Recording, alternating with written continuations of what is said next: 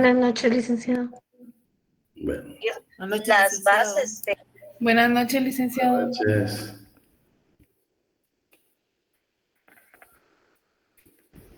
Buenas noches, licenciado.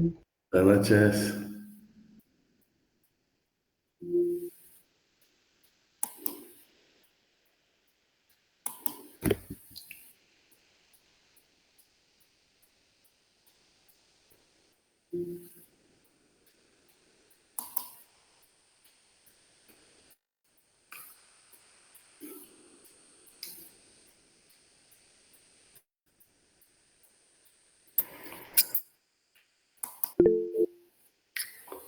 Buenas noches, Herbert. Bueno, jóvenes, vamos a dar inicio a la clase de hoy. Vamos a continuar hablando de la asociación profesional. Ustedes saben que es una forma de acción colectiva y hablar de la asociación profesional estamos hablando del sindicato. Usted puede leer que estamos hablando del sindicato. Pues vamos a hablar hoy sobre la libertad sindical. Y vamos a comenzar precisamente hablando entonces de la libertad sindical. Aquí tenemos un sumario que esperamos desarrollarlo.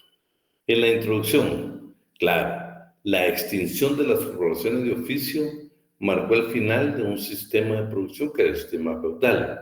Aparece, por supuesto, la fábrica, la industrialización, y producto de la industrialización, precisamente también aparece el tipo de organización de los trabajadores. Ya hemos hablado que fueron perseguidos, hubieron el edicto de Turgot, la ley de Chapelier, los decretos de Ayard, bueno, tantas disposiciones legales que reprimían a los trabajadores para poderse organizar. Sin embargo, lo que sí podemos que es que el sistema feudal, la formación de la clase trabajadora fue a través de las corporaciones de oficios.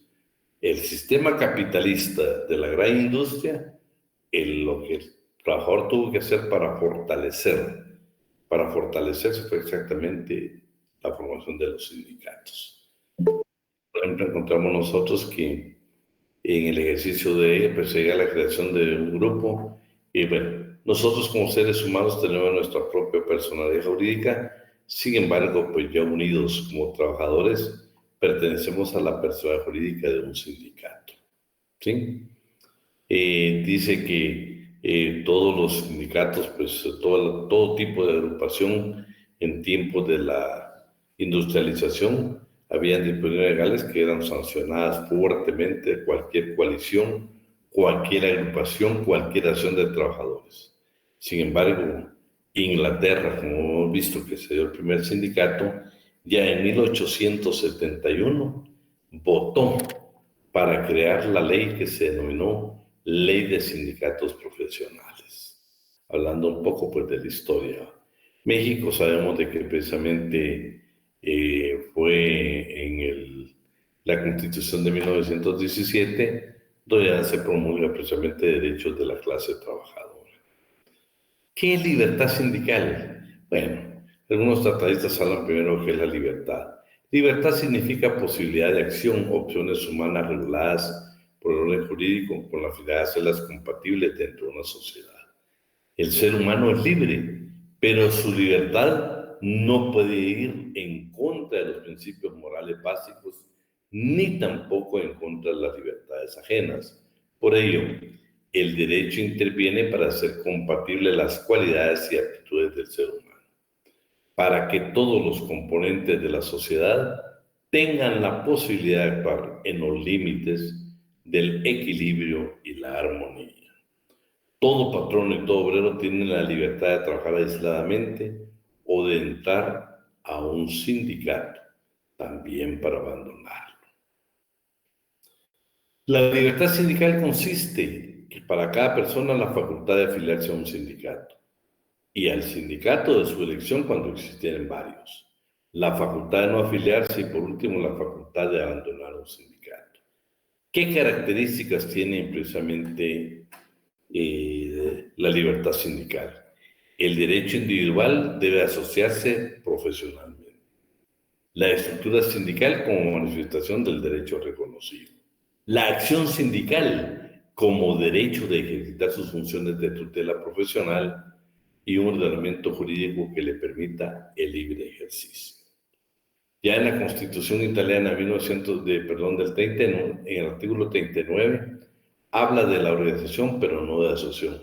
Lo que quiere indicar aquí el tratadista es de que dice, señores, se comenzó a hablar de asociación, de organización, no de asociación. Fue hasta posteriormente donde ya se habló de asociación sindical, ya se habló de libertad sindical, y eso pues son principios bien coherentes que de una u otra manera llegamos hasta hoy lo que son los sindicatos. Lo anterior se presupone, o sea, dice que debe hablarse de una sindicación libre, pero toda sindicación libre también tiene una sindicación obligatoria. Esa sindicación libre debe prevalecer sobre la obligatoria.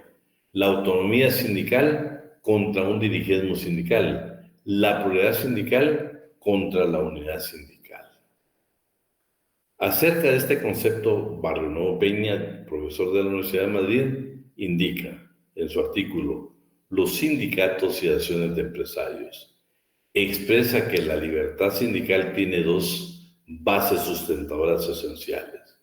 Una de carácter colectivo, el derecho de fundar u organizar sindicatos, y la otra de carácter individual, el derecho de afiliarse a un sindicato que se prefiera o el de no afiliarse a ninguno.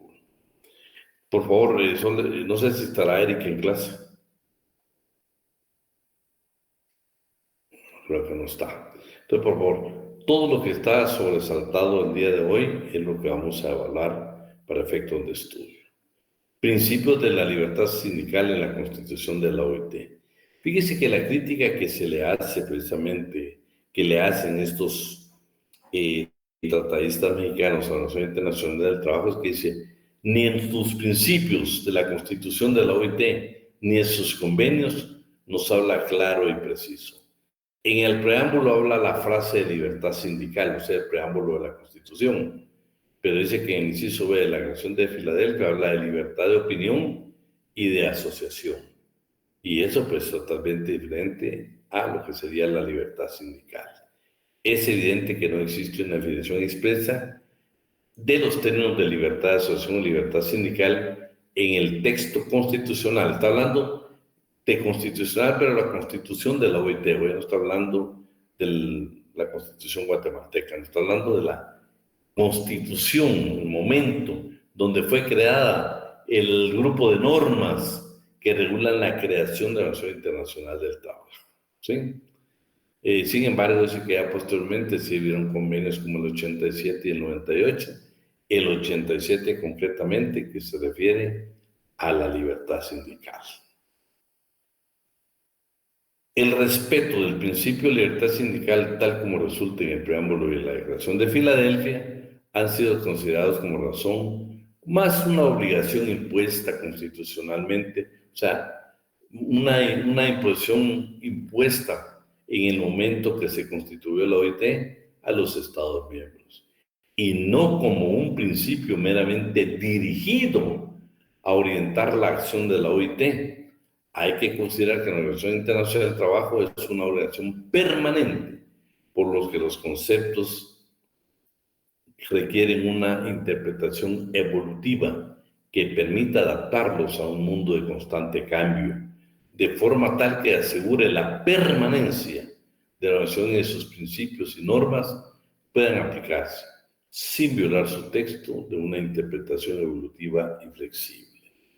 ¿Qué principios encontramos de la libertad sindical? Encontramos el principio de constituir organizaciones sindicales, el principio de afiliarse a esas organizaciones y el principio de libertad sindical, propiamente dicho. ¿Qué es el principio? ¿Qué es la garantía del principio de libertad sindical? La abstención de las autoridades públicas. Que las autoridades no creen disposiciones legales, no creen reglamentos que hagan burocrático la inscripción de un sindicato, la creación de un sindicato, que no hagan burocrático. 2, facultad de elaborar estatutos y reglamentos. Claro que nos da, sin embargo no nos olvidemos que no revisan y nos aprueban a nosotros los estatutos. Elegir libremente a sus representantes, organizar su gestión y actividad, formular un programa de acción, no está sujeta a disolución o suspensión administrativa, constituir federaciones y confederaciones, constituir organizaciones internacionales o afiliarse a ellas, proteger a los miembros de un sindicato contra cualquier perjuicio en razón de su afiliación sindical o de sus actividades, impedir toda injerencia en relaciones extrañas y la instauración de medidas para promover y desarrollar la negociación colectiva. La autonomía sindical. Fíjense que la autonomía sindical lo que está indicando es, señores, el Estado no debe de crear burocracia para que nosotros creamos sindicatos. La libertad sindical dice autonomía. Déjenlos que nosotros verdaderamente podamos crear los sindicatos formales. En Guatemala ya hablamos que 20 trabajadores pueden formar un sindicato, pero tenemos el primer requisito. Mandar un aviso a la inspección para evitar para gozar de derecho en la movilidad. Y luego todo el trámite de presentar la documentación, toda la recepción. Dice la disposición legal de nuestras, dice nuestro código, que en caso que un funcionario maliciosamente retardara la resolución de un sindicato, procede el despido. Hasta ahorita pues no hemos visto que despidan a nadie, pero por lo menos está plasmado en la ley. Entonces la autonomía lo que quiere decir es Estado deje libre, no haga tanta limitación para la formación y para la participación de los intereses que deben defender los sindicatos. La autonomía es importante. Autonomía es la capacidad de una persona individual o colectiva de darse leyes que han de regir sus actos. Sus estatutos ahí se van a regir. En otras palabras, es la posibilidad que un ente jurídico tiene de autodeterminarse. Los sindicatos tienen el derecho de redactar sus estatutos y reglamentos, elegir libremente a sus representantes, organizar su administración y actividades y formular programas de acción. En el caso de México, mientras el sistema político continúa utilizando y manipulando el sindicalismo, como lo han venido haciendo a través de corporativismo, no podemos hablar de autonomía sindical, en el sentido amplio y correcto de que debe ser entendida. El sometimiento y la postura claudicante, abyecta y corrupta de los líderes han convertido nuestras organizaciones en comparsas que legitiman a un sistema decadente que ya no satisface las aspiraciones del pueblo mexicano. Y eso se da también en Guatemala y en cualquier parte del mundo. La unidad sindical. Lo que promueve la unidad sindical es el sindicato único. Da las razones por qué debe existir un sindicato único.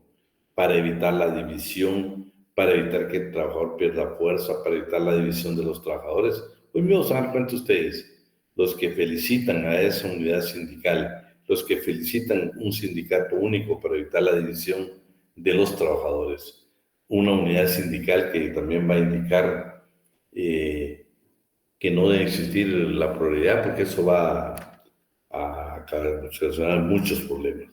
Pero aquí vamos a ver esa unidad sindical. Los que creen este principio de unidad sindical del tema que estamos tocando, por favor se está refiriendo a la posibilidad de que solo exista un sindicato en una empresa. Este sistema lo utilizan los sistemas totalitarios, los sistemas socialistas, donde solo existe un sindicato, y sabe que tampoco ha funcionado.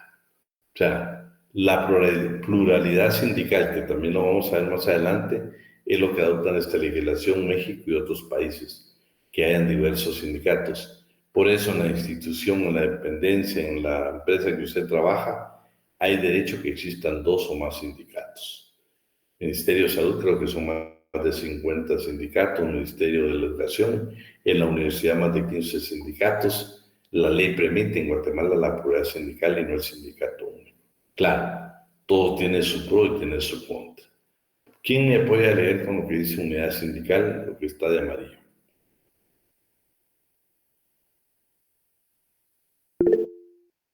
Por favor, Jeremy. Unidad sindical. La unidad de la clase trabajadora ha sido siempre la base de su evolución y de sus posibles victorias. La única forma de hacer marchar al propietario por su propio camino es la lucha común por objetivos comunes, que lleva de un modo natural y lógico a la unidad orgánica. Si la unidad en las organizaciones sindicales, como táctica y sin una meta permanente, los hombres sindicalizados pierden su fuerza de grupo, pues al tener problemas diferentes de trabajo, objetivos y aspiraciones contrarias no participarán del mismo interés y objetivo común. La justificación sociológica de esta tendencia unitaria está en que los problemas de los hombres que viven en el campo de trabajo se mantienen dentro de un nivel que poquísimas excepciones y escasas diferencias coinciden con los de la mayoría de ellos. Esto hace que se identifiquen entre ellos por estar involucrados en la misma problemática y tengan tácticas, metas y objetivos análogos para la defensa de sus intereses. Mientras se mantenga la división en las filas de los sindicatos y entre estos y las federaciones y confederaciones que los agrupan, la clase obrera seguirá negándose a sí misma la pluralidad de cambiar las estructuras sociales injustas. El problema fundamental de la clase trabajadora es el problema de la unidad. Bueno, lo que están indicando es que dice que los problemas más serios que puede tener cuando hay varios sindicatos es que no hay unidad. Eso también es concreto. Pero hay quienes proponen que sean sindicatos únicos, porque miren todo lo que el compañero le dio lectura. Pierden fuerza como grupo, no logran, las problemáticas son los mismos problemas que tiene la clase trabajadora. ¿Por qué tanto sindicato? Bueno, ellos defienden su posición. Los partidarios de los sindicatos únicos argumentan que estos aseguran la fuerza e independencia de un movimiento sindical. Otros piensan que, por lo contrario, engendran abusos y errores. El sindicato único no evita los riesgos de encontrar en el seno de la organización los que serán designados representantes con diversas tendencias. Un sindicalismo único no estimula la existencia de varias agrupaciones. Puede dejarse ganar por la rutina y olvidar sus objetivos esenciales. La unidad de los miembros conduce a la acción totalitaria, la absorción de sindicatos únicos para los estados totalitarios. Constituye una prueba manifiesta en estos. La unidad sindical no admite al mismo tiempo en el mismo lugar la existencia de varios sindicatos. Tiene los siguientes argumentos desfavorables. Limita la libertad sindical, o sea, el sindicato único limita la libertad sindical. El sindicato único puede ser un producto artificial, puede ser controlado por el patrón o el Estado porque no hay otros. Puede crear desconfianza respecto a la independencia sindical. Hoy vamos al siguiente principio de la libertad sindical, la pluralidad sindical, todo lo contrario. Este principio sindical, sí, va por la libertad de la constitución de los sindicatos, lo que significa que los individuos son libres de constituir varios sindicatos para una misma actividad profesional. Es el privilegio de escoger o elegir entre diferentes sindicatos, optando por el que mayor se ajuste a sus ideas e intenciones. Esto ocasiona una aparente contradicción con lo antes expresado, pues supone la necesidad táctica conjunta y la conveniencia de la unión en la lucha, desvirtúa con la diversificación de asociaciones profesionales. En México, la tendencia es a favor del sindicalismo plural. En Guatemala es lo mismo, se permite más de un sindicato, que parece congruente con el principio de libertad sindical, pero tiene sus dificultades también. Y vamos a ver en Guatemala. Yo creo que aquí con ustedes, por lo menos es unos 4 o 5 dirigentes sindicales. Cuando uno no sea el mayoritario, la tiene complicada, porque en Guatemala los únicos que pueden discutir pactos colectivos de condiciones de trabajo son los sindicatos mayoritarios. Entonces, ¿qué función le dejan prácticamente una negociación colectiva a un sindicato minoritario? Ese es un problema serio que se da precisamente cuando los sindicatos, hay pluralidad de sindicatos. Claro, tiene también su parte democrática, donde usted pues, es libre de estar en el sindicato que mejor le parezca. Entonces, en México, igual que en Guatemala, pues el sindicalismo es plural. Y dice que sí, vamos congruente con el principio de libertad sindical. Con el propósito de organizar el principio de libertad sindical, apareció en Francia la noción del sindicato más representativo en 1936. La noción que el sindicato más representativo lo constituye una cierta atenuación de principios de pluralidad sindical. Acordar el carácter representativo de ciertos sindicatos es importante para los efectos de su antigüedad. Es conferir una especie de monopolio, que es la contradicción múltiple de la multiplicidad y la igualdad de los sindicatos. El resultado será siempre doble atentado a la concepción tradicional de la libertad sindical. El régimen de pluralidad sindical en el trabajador puede escoger entre diferentes sindicatos. Tiene algo desfavorable. ¿Qué tiene de favorable? Quebranta la unidad de la clase trabajadora, según estos tratadistas. Puede estimular la lucha entre sindicatos y sus agremiados. Puede estimular la disidencia sindical. Presupone la declaración de la entidad más representativa, de modo que los sindicatos quedan divididos. Y eso en la práctica pues lo vemos, ¿sí? En resumen, se puede concluir que existen argumentos a favor y en contra, tanto de la unidad como de la pluralidad sindical, ¿sí? En tal sentido, por ejemplo, estos dos tratadistas crean que la unidad sindical limita la libertad. El sindicato único y oficializado es producto artificial de la ley, presa fácil para la voracidad intervencionista del Estado. Crea desconfianza en el espíritu del trabajador y la pluralidad quiebra la unidad de la clase trabajadora, estimula la competencia entre sindicatos, la ambición de sus líderes y debilita la organización obrera. El régimen de pluralidad sindical presupone un sistema económico consolidado y un nivel de desarrollo nacional importante. Ahí están las dos corrientes. Usted se inclina a una o a la otra, pues van a tener sus pros y sus contras las dos, ya sea el sindicato único o la pluralidad sindical. Guatemala aplica pluralidad sindical, organización más representativa. Pues en Guatemala pues está establecido. Fíjense que en países desarrollados como Estados Unidos, Canadá, Francia y otros países de Europa, no se habla de pactos colectivos, sino que de la contratación del personal se habla de que se van a suscribir contratos colectivos, ¿sí? En Guatemala, ustedes saben que conforme con la ley, los únicos que pueden discutir pactos colectivos son los sindicatos mayoritarios.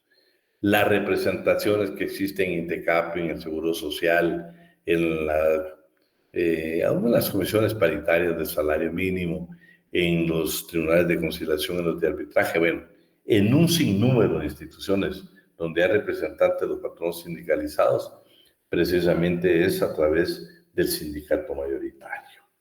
Y eso, pues, de una u otra manera, limita algunos derechos que deben de ejercer también las otras dirigencias sindicales de los otros sindicatos.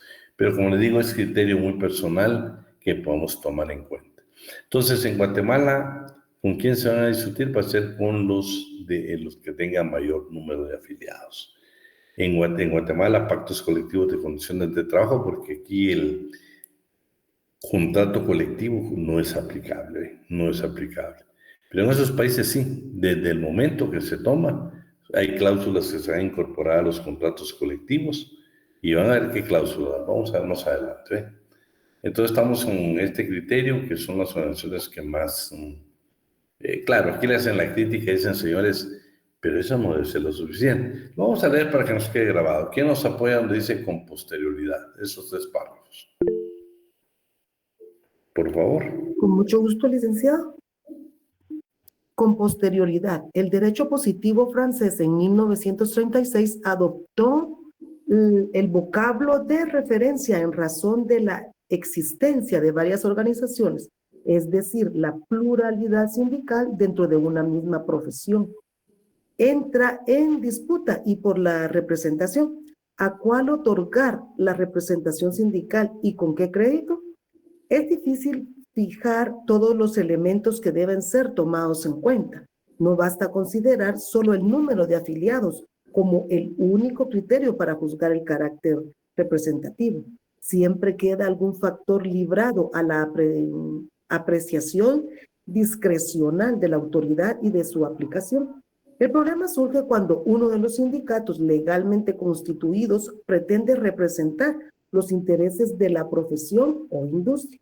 La organización más representativa se concibe solo junto a otras organizaciones menos representativas, para que puedan definirse las organizaciones más representativas. Debe ser posible la concurrencia de varias con iguales derechos e iguales oportunidades de éxito en cuanto a su calificación. Bueno, mirad esta parte final. Mirad este último párrafo, por favor. Ok. El sindicato más representativo ejerce finalmente determinadas funciones exclusivas, que funcionalmente se refieren a las representaciones de la profesión ante organismos públicos o personas privadas que de regulación de las condiciones colectivas de trabajo para la profesión que el sindicato en cuestión representa. La sindicalización obligatoria. A pesar de que la sindicalización obligatoria... Vamos a ver. Fíjese que la sindicación, está la libre sindicación y la sindicación obligatoria. La sindicación obligatoria es un poco compleja, que va en contra prácticamente de los principios de libertad sindical. Es más, aquí el tratadista dice que sería la negación de la libertad sindical, porque lo que está indicando es de que usted aquí tiene que pertenecer a un sindicato sí o sí para poder entrar a trabajar. Para poder conservar su trabajo, usted debe quedarse con el sindicato. El hecho de que usted se separe, que le expulsen del sindicato, va a perder su trabajo. Vamos a ver que hay dos cláusulas bien delicadas. Desde el momento de la contratación, y ya uno contratado y pues deja de pertenecer al sindicato, también pues, van a tomar esas represalias. Entonces, la contraparte de la sindicación obligatoria es la libre sindicación. Pero hoy vamos a ver la obligatoria. A pesar de que la sindicación obligatoria constituye la negación de la libertad, esta ha sido defendida con diversos argumentos. De ella se dice que libra de las violencias y coacciones que la multiplicidad de asociaciones obreras y patronales crea, que el proletariado consigue mayor fortaleza y otorga mayor unidad a la clase trabajadora. Ese es el criterio de los que defienden esta posición. Los que así opinan utilizan los siguientes argumentos a favor. Existe una mayoría de obreros no agremiados que resta fuerza al conjunto. El haber obreros sindicalizados y otros que no lo son permite al patrono seleccionar a trabajadores conforme a sus intereses. La huelga como expresión colectiva del mejoramiento fracasa por la falta de unanimidad entre los obreros cuando no dependen de un sindicato las decisiones predominantes. Quienes expresan argumentos en contra de la sindicación obligatoria indican, a la luz de un criterio meramente nacionalista, prescindiendo de las consideraciones de vitalismo social, piensan que el sindicalismo oficial obligatorio presenta una enorme superioridad sobre el sindicato espontáneo. Esto debería ser una manifestación viva para convertirse en un frío organismo oficialista. La sindicación obligatoria anula la libertad con fines de los sindicatos estarán predeterminados, sus autoridades vigiladas, su reglamentación impuesta y lo que era un derecho se convierte en un deber. Como lo señalan estos dos tratadistas, es precisamente la parte de la antítesis. Luego dice, la sindicación obligatoria implica el retorno al régimen de las antiguas corporaciones de oficios. Un sindicato obligatorio tiene riesgo de ser un cuerpo sin voluntad y sin alma. Vean, ahorita vamos a ver las dos cláusulas. Miren qué cláusulas son estas más perjudiciales para la clase trabajadora. Cláusulas sindicales.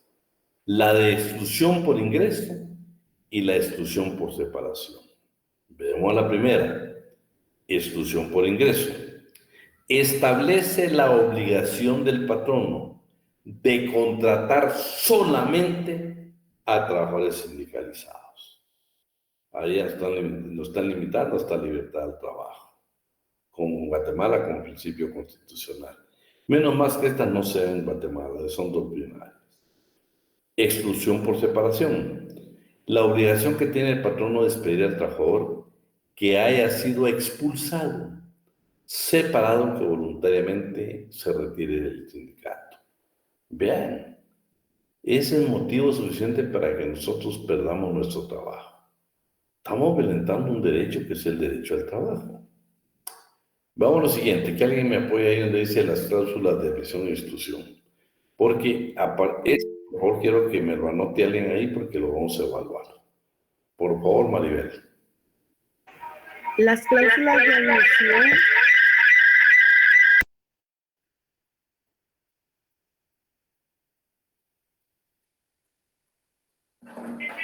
Las cláusulas de admisión y de exclusión tuvieron un bello noble origen, pero desde hace varios años se ha convertido en una de las bases del totalitarismo sindical y del totalitarismo estatal.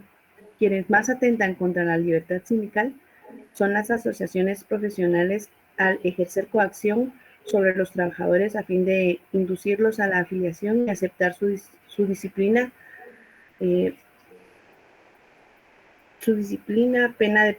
por pena de perder el empleo.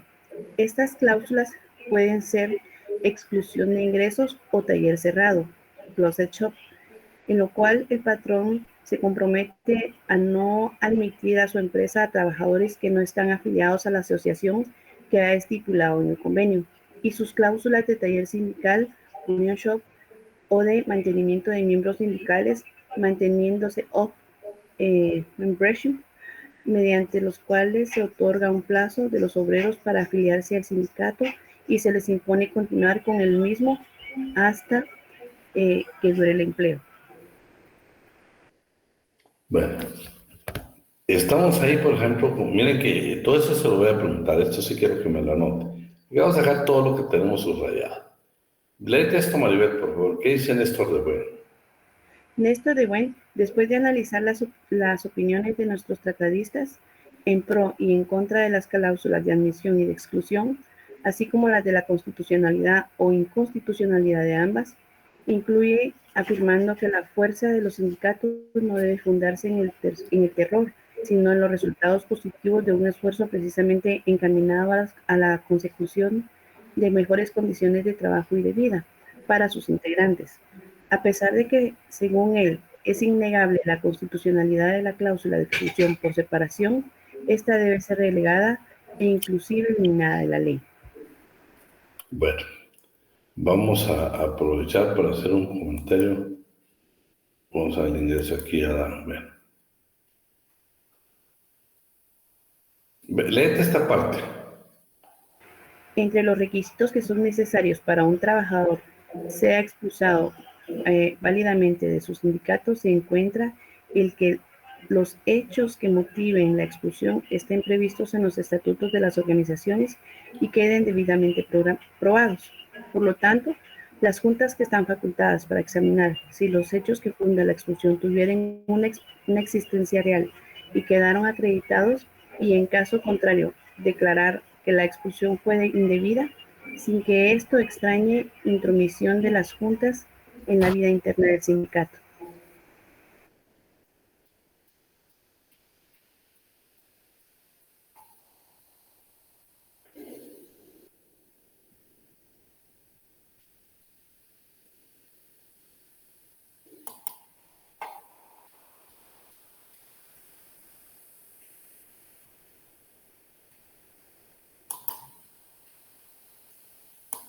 Bueno, solo antes de entrar a los derechos de preferencia. Bueno, los derechos de preferencia dice, es un poco complicado porque dice que vamos a hablar de derechos de preferencia. Por ejemplo, no podemos poner las cláusulas de exclusión y separación, porque ese sería un derecho de preferencia, ¿verdad? Imagínate, no podemos estar contratando únicamente a los trabajadores sindicalizados. Tampoco nos permite la ley que discriminemos porque estamos sindicalizados y que no nos contraten. No debe ninguna cláusula de preferencia, ni siquiera por antigüedad, porque ¿qué? Nosotros vamos al sindicato y queremos el derecho de que todo el mundo pues esté con nosotros, ¿va? Que nos apoyen en todo el trabajo, los ascensos y todo lo demás, porque somos los más antiguos, no. Ahí tenemos que respetar que es el reglamento interior de trabajo, ¿sí? Lo que le debemos dar es, por ejemplo, la libre selección que del personal que debe tener el empleador, el patrón, y no utilizar algunos que las disposiciones legales les den cualquier tipo de preferencia, ¿sí? No se puede, no se puede. Entonces, acá Néstor de Buen dice que los derechos de preferencia de antigüedad, son instrumentos jurídicos de desigualdad. No se puede permitir esas circunstancias, ¿sí? Entonces, de la libertad sindical todavía nos queda una parte que está mal ubicada aquí en el documento, que la vamos a ver más adelante. Entonces, por favor, no sé si ya pasamos la asistencia. No sé quién nos está apoyando con la asistencia. No, licenciado, aún no tenemos link. Licenciado, buenas noches. Estábamos pensando con el compañero Cristian pasarlo a las -10 porque empiezan con... pueden saturar los chats, ¿verdad? En estar pidiendo y no poniendo atención a la clase. Entonces, por eso pensábamos pasarlo a las -10. ¿O usted lo sugiere que ahorita? Mi amiga Wendy, me gustaría respetar sus decisiones a lo vamos a pasar a las -10, tal como dice Wendy. Porque ellos están haciendo un esfuerzo voluntario, no tienen un beneficio. Sí, es que como empiezan a ver el chat y todo, ya no le prestan atención, ¿verdad? Sí, por eso tomamos esa decisión. Tenés razón. Y miren, pues, como no, por favor, todo lo que tenemos aquí subrayado, yo voy a tratar de enviarles este memorial, solo tengo que hacer un par de correcciones para que les pueda llegar, pero quería hacer una aclaración hoy. Hoy estuvo circulando una información que el día de hoy no había clases, que era el día de asueto. Y efectivamente, fíjense que hubo una circular donde se indicaba que el día de hoy era el día de asueto. Pero nosotros recibimos una información directamente del señor decano hoy por la tarde, donde nos indicaba de que esa parte que hoy era día de asueto, lo modificaron. Y precisamente en la circular nos están indicando que todos los docentes nos debemos de presentar a impartir nuestras clases, ya sea en presencial o bien virtual. Por eso estamos dando clases, ¿eh? No es que porque a Eli Caridad se le antojó decir, voy a dar clases, ¿va? No.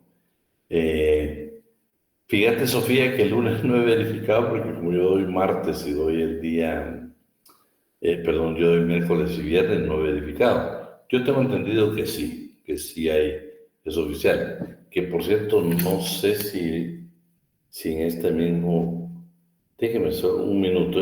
Les aclaro esto pues porque yo sé que pues todo el mundo a veces, estos días han sido unos días muy difíciles, un tráfico increíble. Permitime, aquí tenemos la que nos envió el día de hoy, que si pudiera se las pasaba. Se modifica, dice, la citada circular anulando el permiso para no laborar el día de viernes 13. Este permiso había sido trasladado para el viernes 13 de septiembre de 2024, debido a que el 14 cae sábado. Queda sin efecto. O sea, se debe notificar a todo el personal a su cargo que deberá presentarse a realizar sus actividades normales el viernes 13. El resto de asuetos y modificaciones pues quedan vigentes. No dice nada sobre el día. Lick, perdone que le interrumpa. Lo que pasa es que como dice que nosotros quedan igual a como se había especificado, si no me recuerdo, la circular 24, entonces ahí se especifica que el día lunes, como cayó domingo 15, se toma el día lunes. Bueno, yo creo que, como te digo, la circular no dice, solo quiero aclarar esto porque, pues, como todo eso hay quien está inconforme con la vida, con el mundo, con ellos mismos, entonces por todo discuten. No, yo estoy dando clases hoy primero porque es mi obligación hacerlo. Y yo quiero felicitarle a usted que a pesar de que es un viernes un poco pesado, delicado, con tanto tráfico, que usted esté aquí con nosotros. Por eso quiero pedirle por favor a Wendy que la asistencia hoy para mí es sumamente valiosa, porque sé que los que están hecho un sacrificio extraordinario para poder estar acá. Y eso para mí vale oro. para mi valedor. Se los digo pues para que estemos claros de que no sé si, pues esta es la clase, no sé si tuvieron la primera clase, pero era interesante estar acá, ¿sí? Ah, está bien, está bien, está Como la bien. primera. Que me apoyes con eso. Bueno, hoy veamos las formas de indicación para crear las organizaciones. A esto vamos a ver. Ah, sí tuvieron la primera clase, que bueno, sí. Sí, porque yo les digo, pues nos llegó la circular hoy directamente un grupo que el señor decano creo que son los profesores titulares y ahí nos hacían ver. Les digo, pues, para que no es cuestión de que su servidor dice, bueno, voy a dar clase porque voy a dar clase. Bueno, no. Yo respeto, de hecho, yo quería cumplir con mis obligaciones entre los exámenes y tratamos de hacerlo, pero nos tocaba presencial y coordinación me dijo, no puedes venir porque los salones los está ocupando el 8º y 10º semestre y no hay salones para que impartas clases. Pero entonces eso es entendible, ¿va? Y no es por otra cosa más que hay que ser 5 puntos extras. Está bien. Todo está bien, ya te digo. No, yo voy a tomar muy en cuenta, muy en cuenta. Lo vamos a ver, Eduardo, entre federaciones y confederaciones. Solo por citar por nuestro código. Si querés, 234, si no me equivoco. Lo vamos a ver aprovechando el lapso, pero quisiéramos avanzar, pero bueno, solo para aclararte ese tema, ¿sí?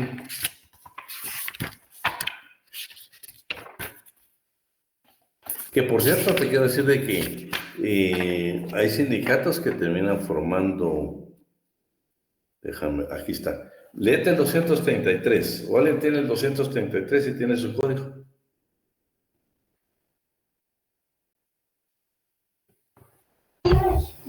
Buenas noches, licenciado. Artículo 234 3. o más sindicatos de trabajadores o de patronos, pues 4 o más federaciones de aquellos o de estos pueden formar una confederación. Las federaciones y las confederaciones pueden ser de carácter nacional, regional o por ramas de la producción y se rigen por las disposiciones de este título en todo lo que les sea aplicable. Bueno, pero El estamos acta constitutiva de federaciones. No, oíme. 4 o más sindicatos de trabajadores o de patronos pueden formar una federación. Y 4 o más federaciones de aquellos pueden formar una confederación. Así lo establece, ¿viste? Entonces, la federación está formada por sindicatos y las confederaciones por federaciones. De confiar con el 233, ¿oíste? Bueno, Gracias, licenciado. vamos a continuar y después hacemos otros comentarios. Entonces, estamos con la forma de sindicación. Ahora vamos a ver estas formas de sindicación. Estas son doctrinarias, ¿eh?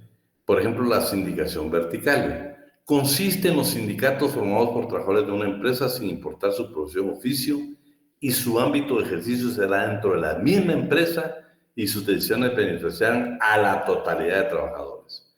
Esta es la sindicación vertical que si la buscamos en nuestro código son los sindicatos de empresa. Por eso, por favor, anotamos eso para efectos de examen, que hasta se lo dejé entre paréntesis ahí, que según nuestra ley son los sindicatos de empresa. 2. Sindicación horizontal, que según nuestro código son los sindicatos gremiales. Son sindicatos formados por trabajadores del mismo oficio o profesión, sin importar la empresa, que también se les denomina sindicatos gremiales. Sindicación por industria, que nuestro código dice sindicatos de industria, formados por trabajadores de varias profesiones y oficios, que prestan sus servicios en empresas de una misma industria, que no solo es el sindicato que nosotros conocemos, hay 2 más, que es el gremial y este de industria, ¿sí? Sindicación de trabajadores independientes, trabajadores no asalariados, son aquellos formados por trabajadores no asalariados y los que constituyen trabajos artesanales. Sindicación compleja, son sindicatos que constituyen federaciones y federaciones que constituyen confederaciones. Sindicación territorial, constituido por sindicatos nacionales y asociaciones internacionales. Si se dan cuenta, esta es parte doctrinaria, que el tema es formas de sindicación para la creación de organizaciones sindicales. ¿Sí? Ahora, esas cláusulas de preferencia que son parte, que están mal ubicadas acá, pero que son parte, por favor, de la libertad sindical. Fíjense, pues. Ya hablamos que en Guatemala, de conformidad con la ley, los sindicatos son los únicos y el mayoritario son los únicos que pueden celebrar pactos colectivos de condiciones de trabajo con los patronos. En la doctrina y en las legislaciones de algunos países como Canadá, Estados Unidos y Europa, existen las cláusulas de preferencia sindical.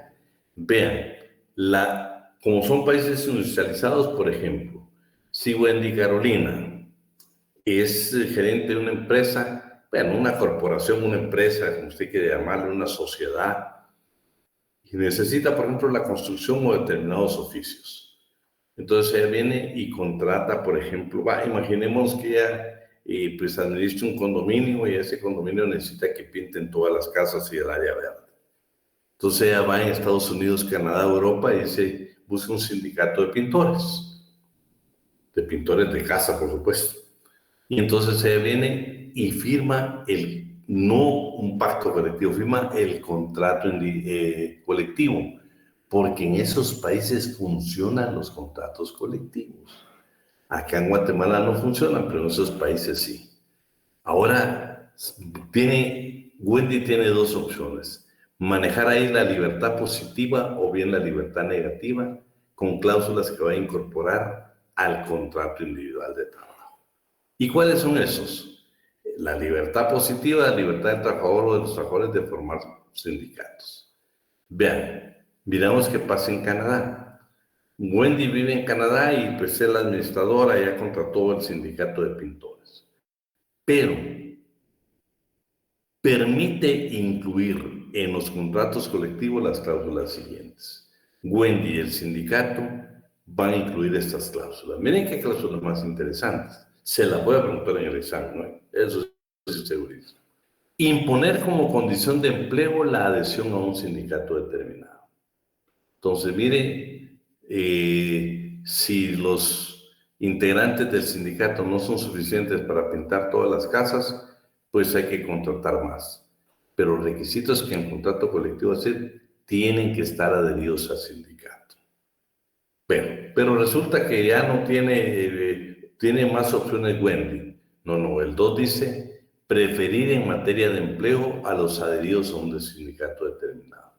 Primero, la adhesión, ¿sí? La condición de que el que quiera trabajar se tiene que adherir al sindicato. 2, resulta que ya concluyó y ya necesita más. Tiene que únicamente ver los que están adheridos. Miren el tercero, permite a los sindicatos la colocación de empleo. Viene Wendy y le dice al secretario general, si él fue el que firmó, y le dice, mire, necesitamos más personal, pero ustedes ya no tienen el sindicato, ustedes ya todos están trabajando.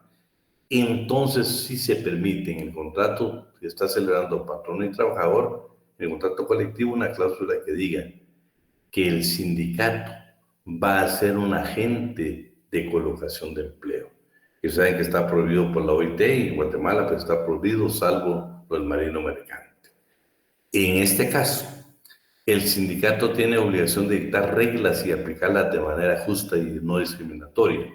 Dichas normas deben ser anunciadas en carteles que se encuentren a la vista de todo el local del sindicato o donde se reúnen habitualmente las personas que buscan empleo. Pero miren qué interesante.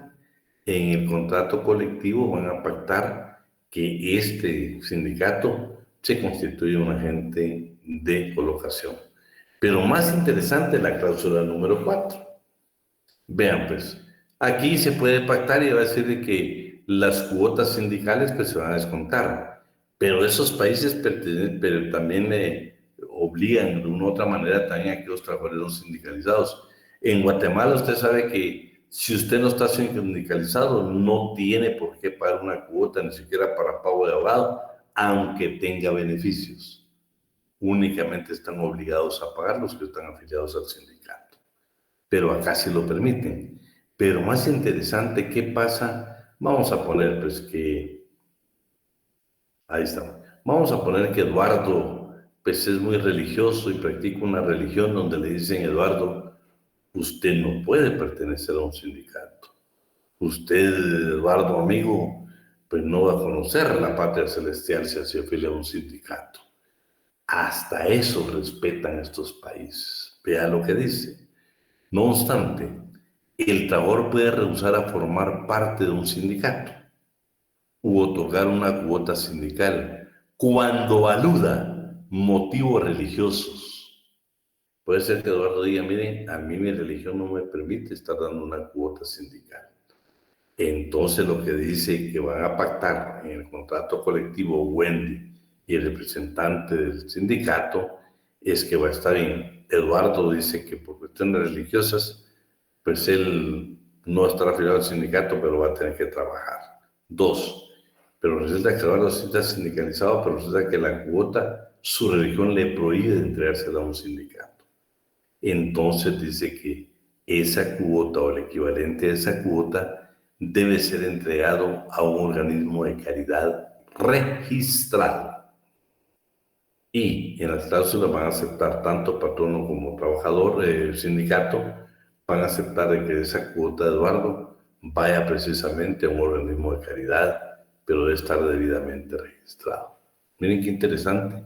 En esos países, hablando nosotros de la libertad sindical, se permite también la libertad o el derecho humano de Eduardo de participar o no participar de la cuota de entregarla, no entregar al sindicato, sino que se vaya, si se le cuentan, va a ir a un organismo de caridad.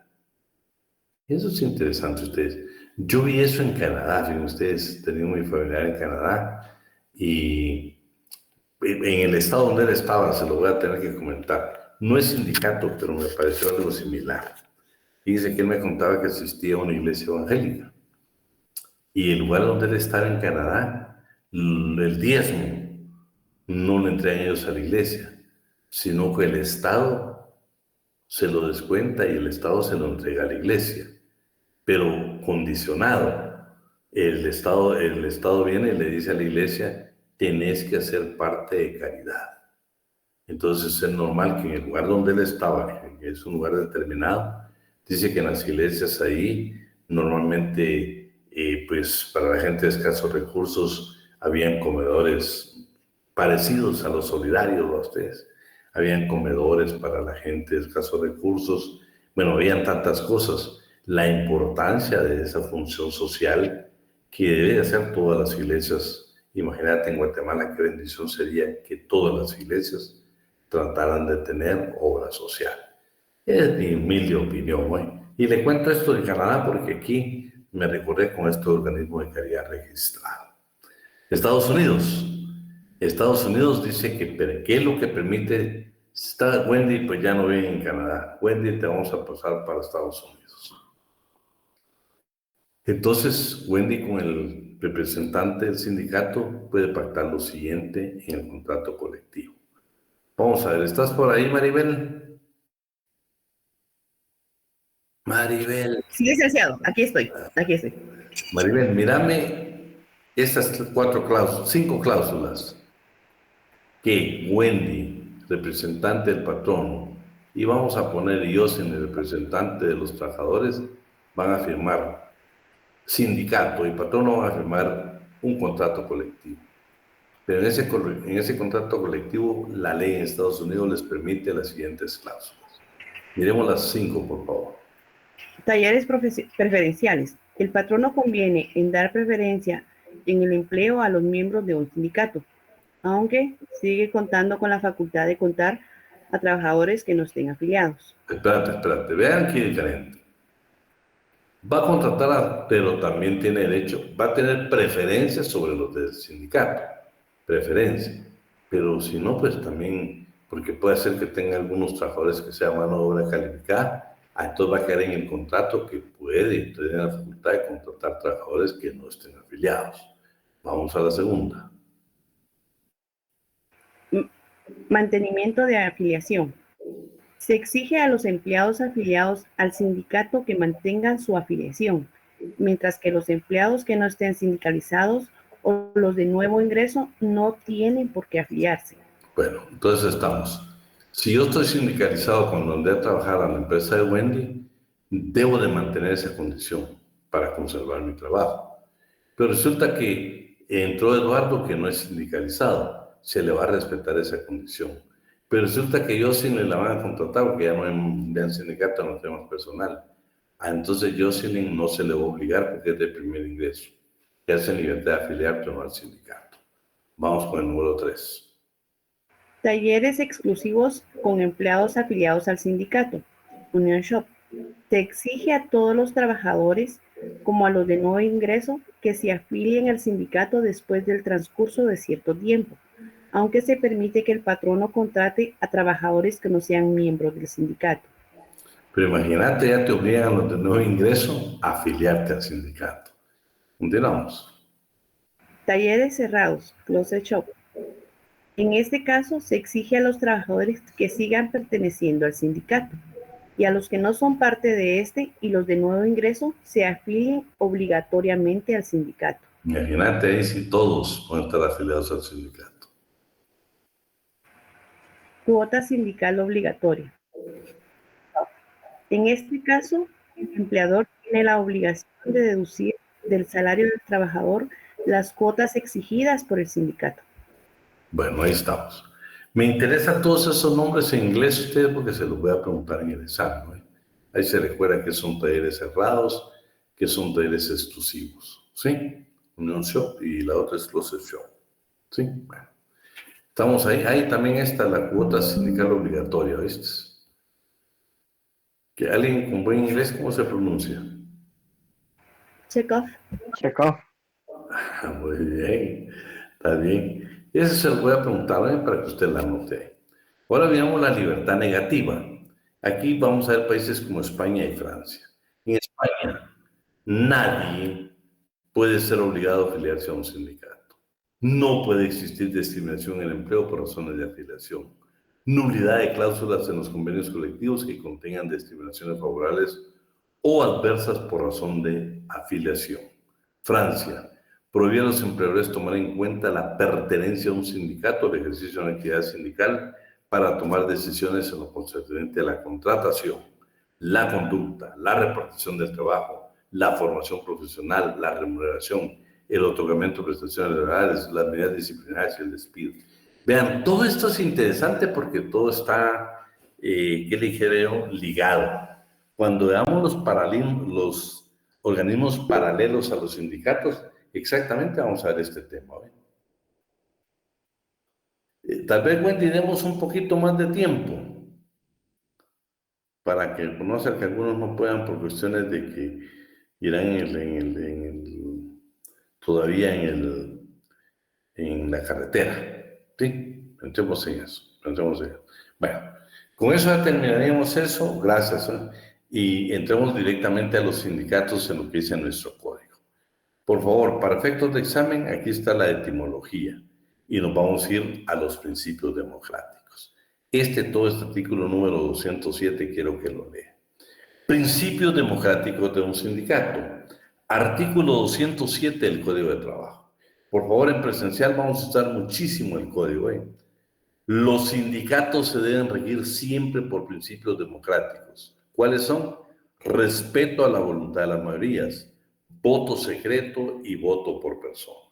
Sin embargo, el voto secreto no será practicable por razones de analfabetismo u otra circunstancia muy calificada. Puede tomarse las decisiones por votación nominal. Eso seguro se lo pregunto en el examen, ¿no? Se lo voy a preguntar. Y en los casos excepcionales de que se trate de asuntos de mera tramitación, es lícito adoptar cualquier sistema de votación rápido y eficientes que sean compatibles con los principios democráticos. En el caso de que algún miembro del sindicato ocupara algún cargo político remunerado, procederá a la suspensión total de la relación de trabajo mientras dure dicha circunstancia. Vean qué interesante, un cargo político, ¿sí? Pues si tenemos algún diputado acá. Veamos la política de la defensa del sindicalismo. Por favor, Maribel, el artículo 211. Con todo gusto, licenciado. Artículo 211. El organismo ejecutivo, por conducto del Ministerio de Trabajo y Previsión Social y bajo la responsabilidad del titular de este, debe trazar y llevar a la práctica una política nacional de defensa y desarrollo del sindicalismo, de conformidad con estas bases. A. Garantizará el ejercicio del derecho de libertad sindical. B. Tomará las medidas apropiadas para proteger el libre ejercicio del derecho de sindicalización, de conformidad con la Constitución Política de la República, los tratados y convenios internacionales de trabajo ratificados por Guatemala, el presente código, sus reglamentos y demás leyes de trabajo y previsión social. Mantendrá un servicio de asesoramiento jurídico gratuito para los trabajadores que deseen organizarse sindicalmente y divulgará las leyes de trabajo y previsión social en forma periódica. Promoverá la consulta y la corporación con las organizaciones representativas de empleadores y trabajadores que gocen del derecho de libertad sindical. Esa es la política del sindicalismo, ¿sí? Definiciones, artículo 206 del Código de Trabajo, primer párrafo. Sindicato es toda asociación permanente de trabajadores o de patronos, o de personas de profesión o oficio independiente, trabajadores independientes, constituida exclusivamente para el estudio, mejoramiento y protección de sus respectivos intereses económicos y sociales comunes. ¿Por qué quiero hacer énfasis en esto? Por favor, señores, ¿dónde encontramos nosotros que los sindicatos son ideológicos? ¿Dónde queremos vincular a la izquierda? ¿Dónde queremos vincular el comunismo, el socialismo con los sindicatos? Si nuestro Código de Trabajo dice exactamente lo que es un sindicato. No tiene nada que ver con la parte ideológica que han creado los hombres. Nada. Según la legislación mexicana, sindicato es la asociación de trabajadores o patronos constituida para el estudio, mejoramiento y defensa de sus respectivos intereses. Ya el derecho inglés cambia, mire, toda agrupación transitoria o permanente. Ya en Inglaterra se permite que los sindicatos sean temporales. Toda agrupación transitoria o permanente cuyo objeto sea reglamentar las relaciones entre obreros y patronos, entre obreros y obreros, entre patronos y patronos, o imponerles condiciones restrictivas a la dirección de una industria o negocio. De la cueva, asociación de trabajadores o patronos de una misma profesión, oficio o especialidad,